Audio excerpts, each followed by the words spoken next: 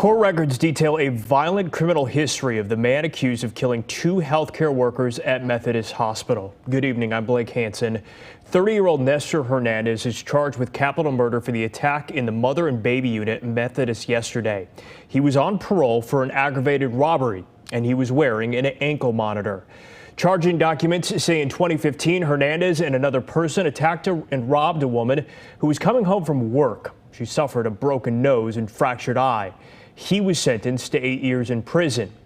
While we're learning more about the suspect's past, Methodist has not answered reporters' questions, nor shared a motive, nor a narrative of what happened inside the hospital that so many in the community rely on.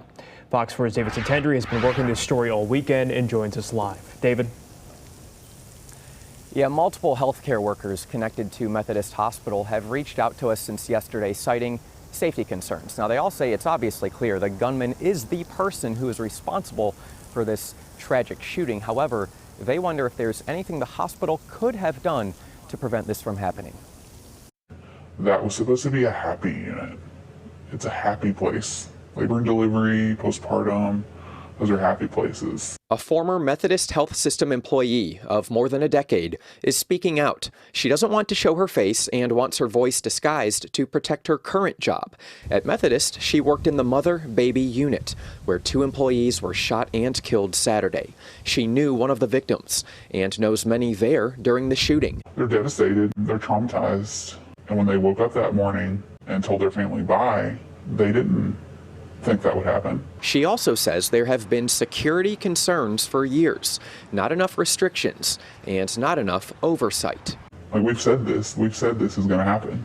We always said it was going to happen. Since the shooting, multiple active Methodist healthcare workers have reached out to Fox 4 News with security concerns. The thing is, none will interview for fear of losing their jobs. Since the shooting, Methodist has not held a press conference or even answered Fox 4's specific questions about security protocols, even though its own police force is leading the investigation. It feels very shady. It feels like there's some sort of covering up of something that is going on. There are a lot of details that are still unknown. The Texas Nurses Association says mother-baby units are typically the safest areas at hospitals. You have to be a patient or a family member of a patient to get in there. It's my understanding that this was a family member of a mother in the unit. A Methodist Health System police officer shot the suspect, 30-year-old Nestor Oswaldo Hernandez.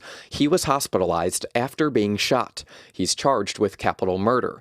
Hernandez is on parole for an aggravated robbery he committed in 2015.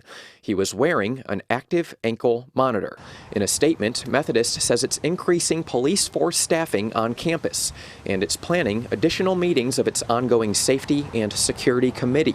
But again, it's not answering questions about what led to the shooting, security measures, or anything else. They need to wake up. They need to wake up because, it can happen again.